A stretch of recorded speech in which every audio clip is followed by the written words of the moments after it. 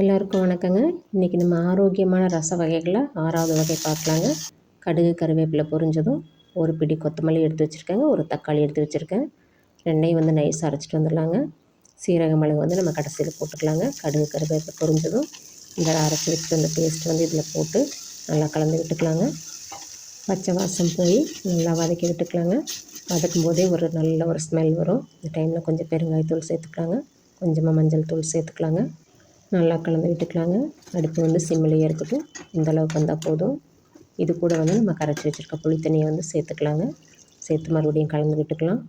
புளிப்பு வந்து டேஸ்ட் பார்த்துட்டு உங்களுக்கு எந்த அளவுக்கு புளிப்பு வேணுமோ அந்தளவுக்கு தண்ணி கலக்கிக்கலாங்க. தேவையான அளவுக்கு உப்பும் போட்டு கலக்கிக்கலாங்க. சிம்மிலேயே இருக்கட்டும் ரசம். சீரக மிளகு பூண்டு கருவேப்பிலை வந்து இப்போ தட்டி போட்டுக்கலாங்க.